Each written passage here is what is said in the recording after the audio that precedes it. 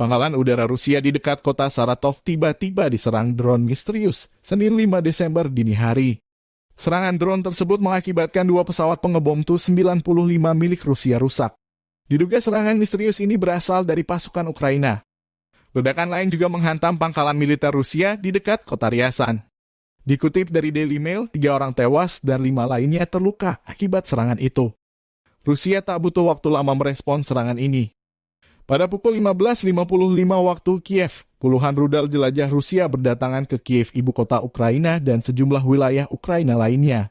Menurut informasi awal, total salvo rudal sekitar 80 buah.